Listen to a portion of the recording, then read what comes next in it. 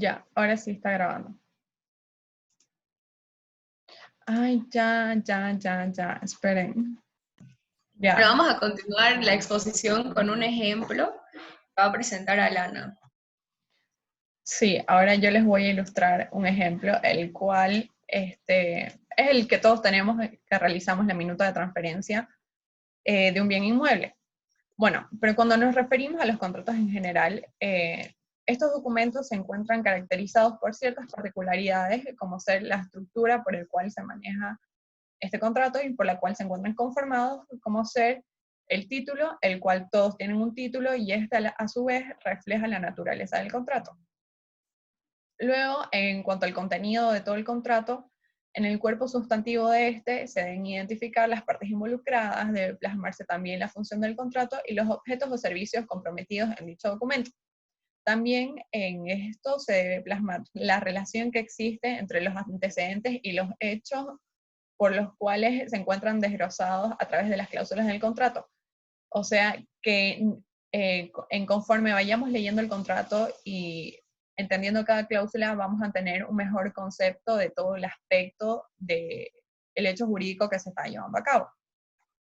De igual manera, cuando nos encontramos frente a una suscripción del contrato, en el mismo documento se detallan los pactos entre las partes y las posibles sanciones en caso de que se llegue a incurrir un incumplimiento, pero estos no se encuentran presentes en todas las clases de contratos de compraventa o en los contratos en general. Hay algunos que los pueden tener, como otros que simplemente no lo pueden tener. Y bueno, en la parte final de la suscripción de un contrato es necesario dar el consentimiento de las partes, el cual es manifestado por cada persona a través de la firma y también se debe establecer la fecha y lugar del contrato. Como pueden ver en el ejemplo, nos encontramos frente a una minuta de transferencia de un bien inmueble donde se dirige hacia el notario de fe pública, que es la autoridad por la cual se va a poder eh, registrar este documento y va a adquirir cierto reconocimiento por parte de esta persona. Igual podemos ver que a lo largo del mismo se encuentran las partes, en la primera cláusula y en la sexta, en la primera se aparecen los datos de el propietario y vendedor a su vez, que viene a ser Fernanda Laguna en este caso, con todos sus generales de ley y ciertas características sobre el bien que se está sobre el cual se va a hacer dicha transferencia. Por el otro lado, tenemos después a Marco Antonio Reyes Gutiérrez, el cual va a ser el comprador y se le va a transferir el bien inmueble a esta persona. Bueno, luego en la segunda cláusula podemos ver que ahí se establece en este caso el valor o el precio de lo que viene a ser el bien inmueble, que está bajo $90,000 americanos.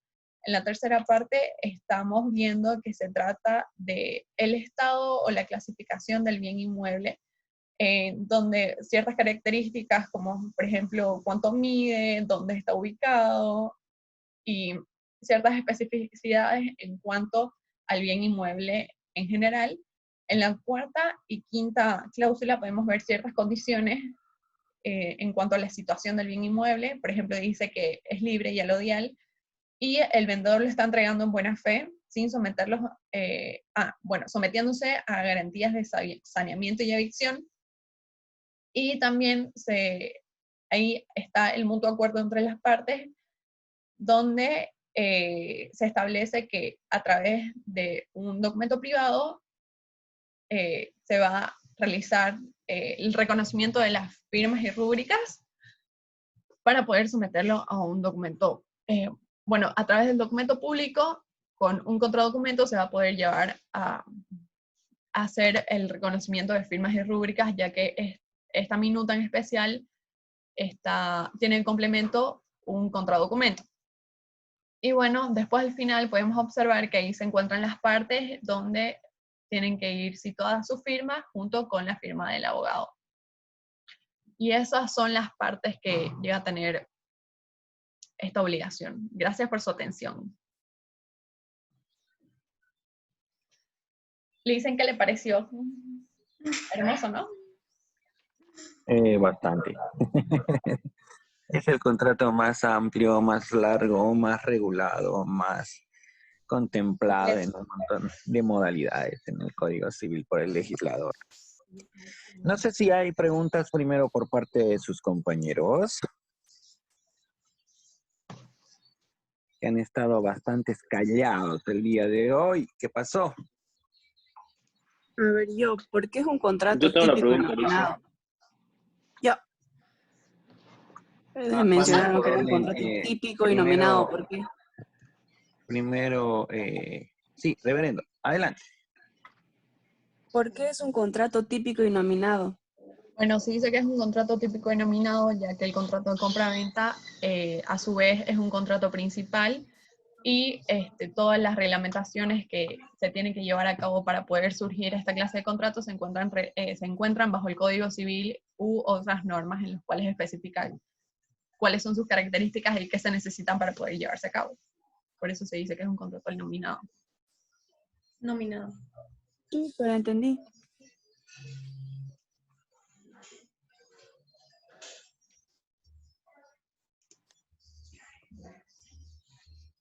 Jorge, ¿te toca?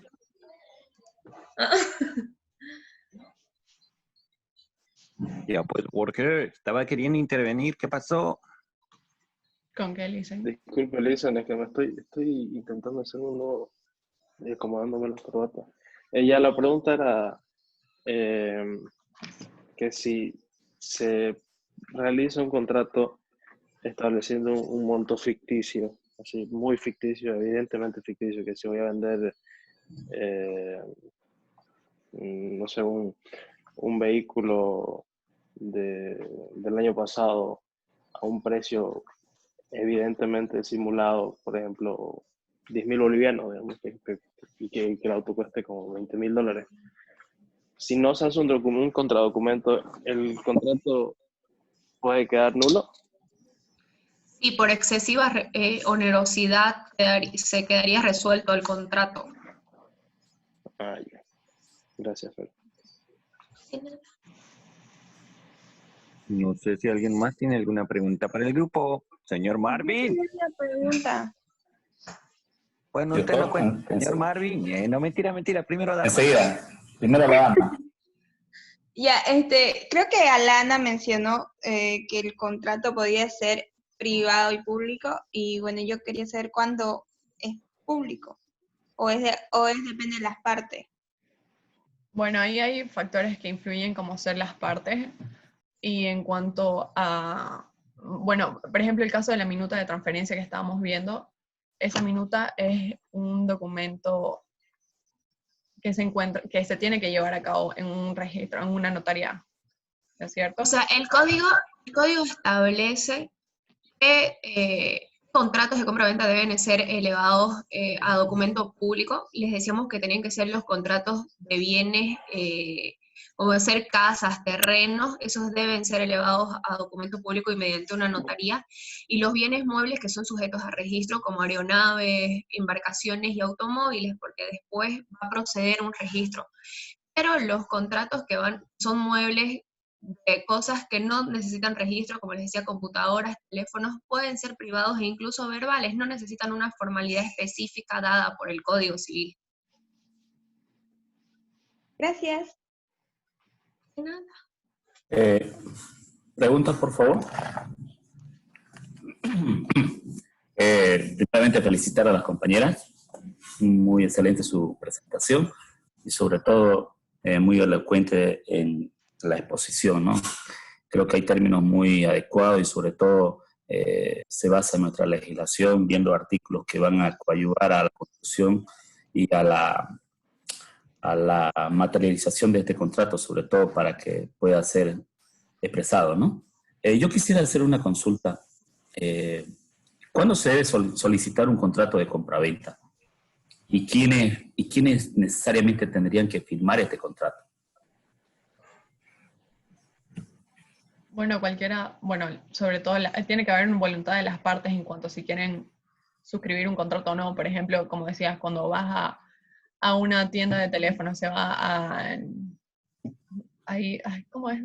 En la plaza principal, el Shopping Bolívar, por ejemplo, y si uno va a comprarse un teléfono, tranquilamente podés comprártelo sin hacer un contrato en el cual está bien, ustedes especifican las partes y tienen un acuerdo verbal, pero no es necesario llegar a suscribir un contrato por escrito. O sea, mayormente es recomendable llegar a suscribir contratos por escrito en cuanto a la importancia y el valor que tienen ciertos bienes, y en los bienes inmuebles sí o sí tienen que estar por escrito. O sea, mientras lo tenés por escrito, significa que tenés más validez y obviamente ahí tenés como pruebas de todos los actos que se están llevando a cabo.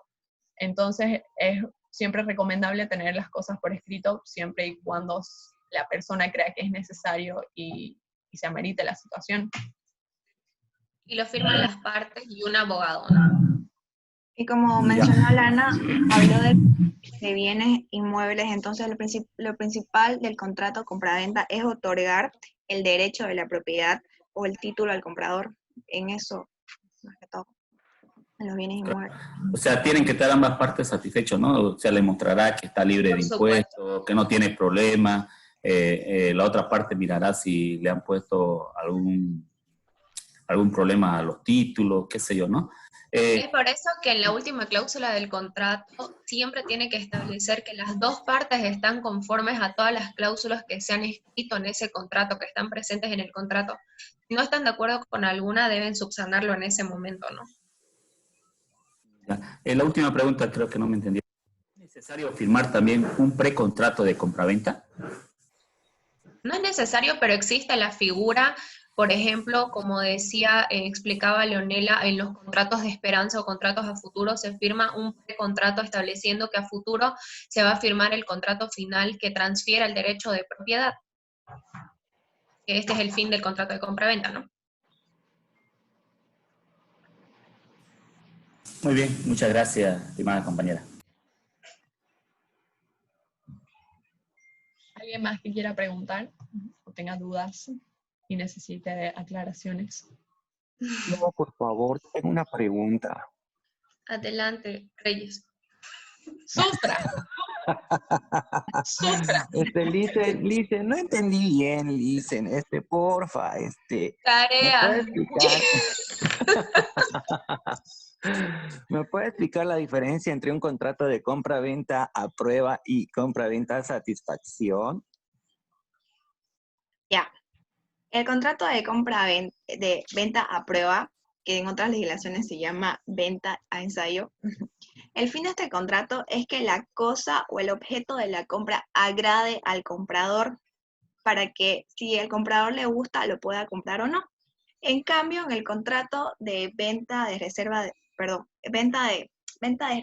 satisfacción, la diferencia es que en este contrato hace más que todo referencia en el momento que el comprador le comunica al vendedor que la cosa sí le satisface.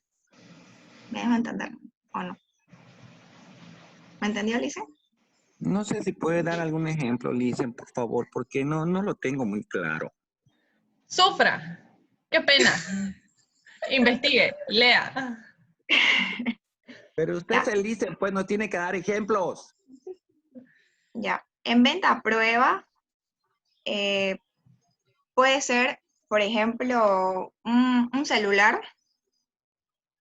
Si al comprador le gusta, bueno, le agrada el celular, lo puede comprar, o si no, lo puede devolver y el vendedor le tiene que devolver el dinero. En cambio, en una venta de satisfacción podría ser, a ver, venta de satisfacción. ¿Tenía el ejemplo? Espera, Elisa, no me acuerdo de satisfacción. No recuerdo haber dicho eso yo en alguna clase, pero bueno. No, yo sí me acuerdo. Está bien. A ver, vamos a dar un ejemplo. A ver, hemos dicho uno a gusto y otro a satisfacción. Bueno, es a prueba y a satisfacción. El de prueba es que yo le diga a usted, tengo este aparato que convierte el agua en hielo en 5 minutos. Entonces, si agarramos, lo ponemos, pasan los 5 minutos y lo convierte en hielo. ¿Ok? Entonces, eso es a prueba, que la cosa haga lo que dice. Por eso lo estoy comprando. Y a satisfacción será, ¿no? Que me digan, por ejemplo, este vehículo que usted va a comprar es bien confortable, va a sentir la velocidad, el impulso, la aceleración, la estabilidad en la curva. Le va a encantar el manejo. Entonces yo, es como hacer un test drive, digamos, ¿no? Voy a agarrar, lo compro, lo manejo, pero no cumple, no me da ese gusto que yo buscaba en el vehículo, ¿no? Yo no siento que pique, no siento que sea estable en las esquinas, en las curvas, ni el frenado es estable según yo. Entonces es distinto, ¿no? El uno a prueba es que va a hacer algo que tú dices que hace, y el de satisfacción es llenar un gusto, algo que tú tienes que no tiene nada que ver con la prueba. Tal vez una pequeña relación, pero en realidad no es a prueba, es a satisfacción, es distinto. No sé si alguien más tiene alguna pregunta, chicos, chicas. Lisa, yo tengo una pregunta. Un ratito, sí, mientras Alana, dele aceptar a la otra grabación, fíjese si ya terminó de convertir para que le dé aceptar. Sí, ya se guardó directamente, o sea, no le tuve que poner ni aceptar ni nada, o sea, ya estaba guardado en mi computadora. Qué bueno, me alegro. Ahora sí, Lizeth Pardo, adelante. Yo tenía una pregunta así general sobre los contratos, ¿no? Era que, ¿de qué depende la narración del contrato? Es decir, algunos contratos son narrados en primera persona, otros en tercera persona. ¿Y esto es de acuerdo a la libre consensualidad de realizar el contrato o depende de algo si es realizado por un abogado, tiene que ser de una manera, o si es realizado por las partes, tiene que ser en primera persona o algo así? ¿O cómo funciona eso? Alguien conteste, por favor. Bueno, por lo general, cuando uno suscribe un contrato está a la libre discusión de las partes, como lo mencioné. Entonces, o sea, se puede lograr entre las dos personas sin necesidad de un abogado, o se puede hacer a través, justo en una notaria con un abogado, o sea, de acuerdo a las formalidades que requiera el caso. Pero mayormente es, como dije, a disposición de las partes. Y bueno, si hay un abogado, va a tener cierta dirección en cuanto a la misma dicción en cuanto al momento de redactar esta clase de documentos, pero prácticamente depende de las partes.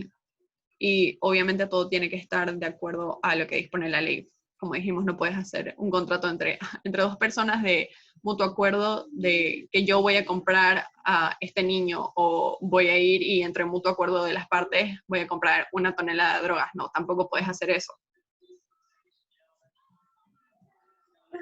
Y así. Me refería que, por ejemplo, algunos contratos son narrados como yo, Lizeth Pardo, Sueta, de DNI, Sí, no sé pero qué, por eso te digo, y otros son como el partes. señor o la señora Lizeth Pardo. O sea, eso ya depende de las partes, ¿algo así? Eso es más que forma en cuanto a la redacción de los contratos, que sí, entiendo tu pregunta, digamos, si es que se tiene que seguir cierto parámetro y si tiene que seguir cierta regla para usar estas palabras sí o sí, pero no es tan como que formal en ese sentido, tan exigente de que tiene que ser sí o sí estas palabras.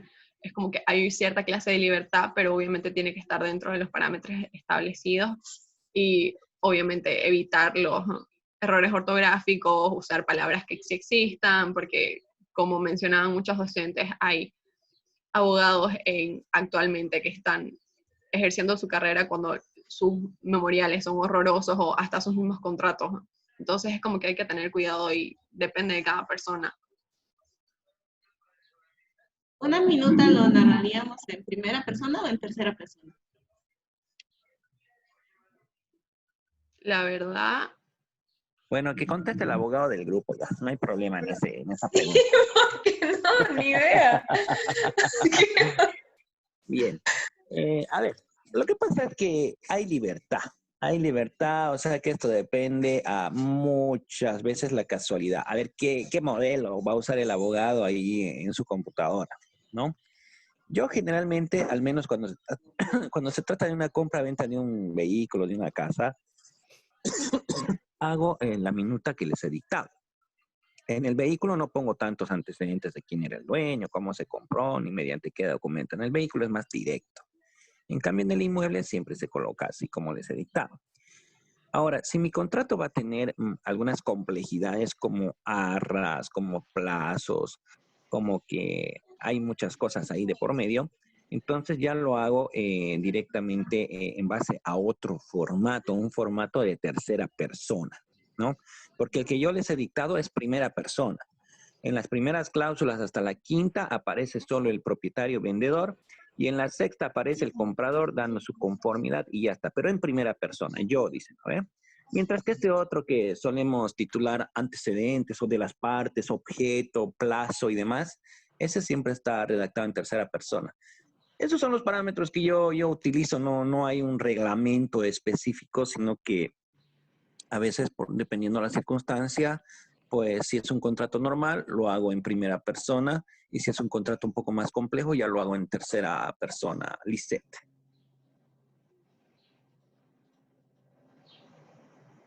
Ok, dice. Bien, creo que ya podemos concluir con la exposición, chicas. Excelente como siempre. Las felicito. Creo que todos nos damos cuenta del empeño y el trabajo que han realizado, al igual que el anterior grupo. Ojo, no estoy desmereciendo al anterior. El anterior igual fue muy buena exposición. De repente un poco Leonela, medio que se perdía, medio que leía, medio que, bueno, pero ya, no hay problema. Es una excelente disertación de todas, así que imagino que tendrán un 20, no sé. Vamos a Ay, ver qué pone. gracias, qué amoroso, Licen. Bien, no se olvide convertir, bueno, automáticamente se va a convertir esto. Entonces cortaremos esta reunión y daremos lugar al siguiente grupo para que exponga. Ya. ¿Quiénes Lisa, son los después no se olvide siguientes? de la pregunta que le Oye, hice. ¿exponen otros? No. Hoy, claro, hoy tenemos 2 grupos, ¿o no? No, solo uno. Uno nomás. Ah, ¿es uno por clase? Sí. Uno por No, clase, en la otra dice. clase es de a dos. Quería que me explique con sus palabras lo de la imposibilidad sobreviniente parcial. O sea, un ejemplo. ¿Cuándo es parcial? O sea, lo hablamos en Civil 3. ¿Por qué me pregunta cosas que ya sabe? Pero Lisa, ¿eso fue en Civil 3? Sí, ya vimos esto en Civil 3. Lo que pasa es que ustedes se olvidan. La mente es frágil, no se preocupen, no les estoy diciendo para nada. Son unos idiotas. No, la mente es frágil, yo también me olvido. Si me recuerdo es porque todos los semestres dicto lo mismo, nada más. Sí, se Ya, lo sabe de memoria, digamos. más o menos. Ya, entonces, una imposibilidad sobreviniente parcial. Ya, pero sáquenme de duda. Al final hay otro grupo que expone hoy. Señor Marvin. Lisa, los únicos dos grupos que exponíamos un día entero eran el anterior y nosotros, y de ahí ya todo es de a dos. Así, por lo que nuestro tema es largo y los demás Correcto, son... doctor. Ah, ya. Ok, perfecto. De todas formas, les comunico que nuestra fecha de examen se va a mover, creo, una clase más o algo. Les voy a pasar yo el dato por el grupo de WhatsApp una vez que nos confirme la coordinadora. ¿Ok? Entonces seguiremos pues con nuestra conexión. Bien, la imposibilidad sobreviniente parcial o relativa. Siempre hemos dado el mismo ejemplo y siempre lo hemos trabajado así, una imposibilidad absoluta y una imposibilidad parcial. Ustedes me contratan a mí para que yo les lleve a la universidad en mi vehículo, ¿no es cierto? Bien, digamos que una imposibilidad absoluta sería que se pone a llover tanto en Santa Cruz que ningún vehículo puede prácticamente circular, ¿no? Los sistemas de drenaje de la ciudad han colapsado porque es una lluvia total y completamente extraordinaria. Ok, eso es imposibilidad absoluta. Por lo tanto, prácticamente yo estoy exento de responsabilidad, ¿no? Ahora, ¿qué pasa en un caso de imparcialidad relativa?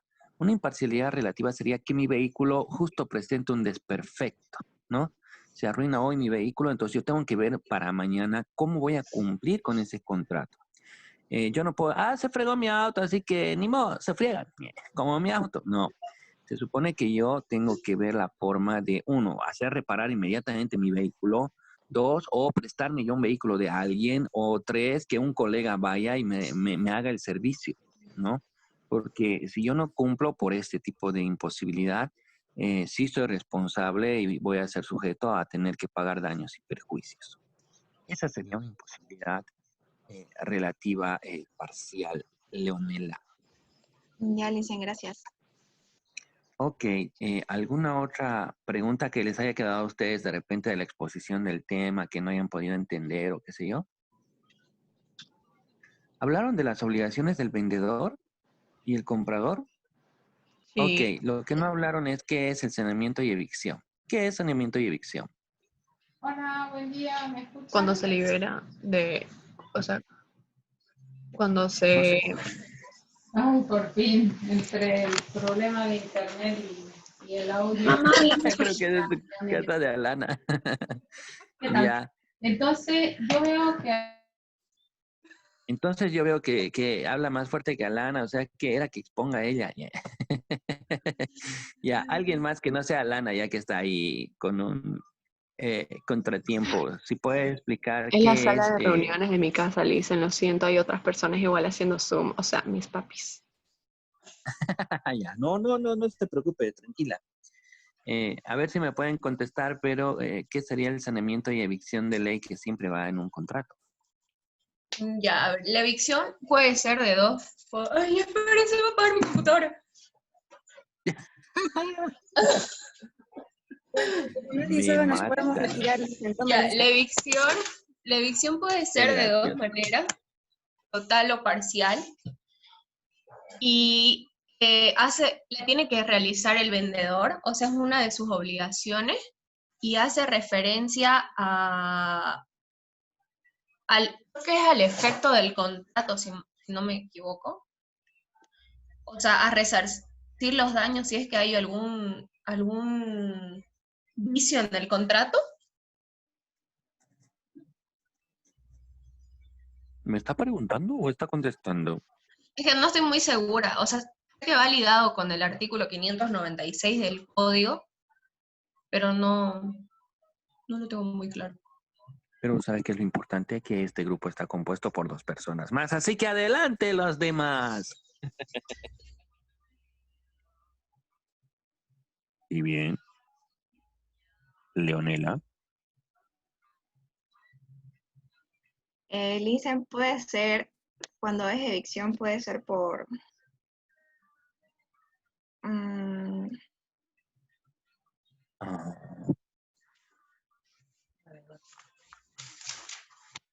por un gravamen. Claro, pues. Esa cláusula explica, ¿no es cierto?, que el vendedor está vendiendo un bien libre y alodial, ¿no? O sea, que no tiene ningún gravamen, restricción, nada sobre el bien, ¿no? Y como vendedor de buena fe se somete a las garantías de saneamiento y evicción de ley, ¿no? Saneamiento quiere decir que si existe alguna irregularidad en la documentación del terreno o algo que tenga que ver con el terreno, pues él tiene la obligación de responder, ¿no? De sanear, de arreglar eso. Y evicción, se supone también que él va a estar a la defensa de que no pueda venir otra persona que te intente quitar el bien, eviccionar el bien, ¿no? Es que hay un significado medio no bipolar, sino múltiple de lo que es la palabra evicción. ¿Es ambiguo? Evicción sería, sí, no es tan ambiguo. Evicción sería que tienes que responder si alguien quiere quitarle el bien, si alguien quiere eviccionar el bien, si el bien ha sido eviccionado, es decir, si ha sido arrebatado por otra persona. Y también significa responder por los vicios ocultos que tenga pues el bien, ¿no? Entonces, en base a esos parámetros, tenemos qué es el saneamiento y qué es la evicción. ¿Se puede vender un bien inmueble que está con algún gravamen en el banco? Hasta donde entiendo, le transferirías también la deuda. O sea, la persona tiene que saber que está comprando un bien que está eviccionado en el banco. Y las demás que dicen. Se puede vender, doctor, si las partes están de acuerdo, como menciona la compañía, ya, por el tema de que puede comprar la deuda con el banco, ¿no? Puede suscribirse para evitar Claro, y ese. él la continúa pagando. Sí, esto hay que, pero coordinarlo bien con el banco, porque generalmente ellos tienen una cláusula de prohibición de venta, ¿no? Es que el contrato de préstamo también es uno de aquellos contratos intuito personae en ocasiones. A veces yo pongo un anuncio y coloco ahí, presto al 3% y lo que me interesa es que tenga bienes y me dé una buena garantía. El banco hace pues un proceso de selección, de filtros, de informes, certificaciones, que no presta cualquiera, ¿no? Entonces, si yo voy a prestar, por ejemplo, al señor Marvin, que tiene un ingreso, que trabaja, que es profesional y qué sé yo, tiene bienes, bueno, pero que venga otra persona por decir algo, y solo es un ejemplo, por favor, que venga una persona, qué sé yo, Alonso, digamos, que venga Alonso y quiera comprar esa casa y la deuda, y Alonso sí, ya es profesional, pero digamos que no tiene bienes a su nombre, digamos que no tiene un trabajo estable, entonces, por eso mismo los bancos colocan una prohibición de venta. Ahora que si Alonso viene con todo el efectivo, pues no hay problema, ¿no? La compra se va a hacer, no hay ningún problema, porque al banco lo que le interesa es que le pague, ¿no? Él no tiene interés de quedarse con tu casa. Aunque al último podría quedarse, sí, pero al banco su prioridad es que le devuelvan su dinero. Licenciado, lo que se hace, yo que trabajaba en el banco, otro banco compra la deuda. Claro, esa es otra figura también, ¿no? Donde, por ejemplo, el Banco Unión, que tenía, creo que, intereses más bajos, tasas más bajas, con el famoso crédito pro vivienda y no sé qué más, sí, tú podías gestionar la forma de que ese otro banco, no solamente el Banco Unión, entre otros bancos también, pues se pueda realizar la compra a título de absorción de esa deuda, ¿no? También es factible. Bien, no sé si tienen alguna pregunta más o dudas sobre el tema. No, nada. Ok, ya. Entonces, no se olviden, por favor, la lista no la vamos a llamar, la tenemos aquí en pantalla. Imagino que después la voy a copiar. Presente. Sí, lo vimos Presente. también. ¿Quién faltó? Está Neidy, está Alison, está Marita. ¿Qué? ¿Quién? Ya. Ok, chicos, entonces vamos a quedar ahí. Nos estaríamos viendo la próxima clase. Prepárense los demás, por favor. Mantengamos el mismo nivel. Una excelente disertación. Ok, que tengan un buen resto de jornada. Terminan, me suben el enlace, el video a YouTube y luego me pasan el enlace por el grupo para que yo enlace a plataforma. ¿Ok? Ya está bien, Y Elicen, gracias. Hasta Listo, luego. Luego, felicidades, chicos. Adiós. Que os Gracias, vaya hasta luego. bien. Listo.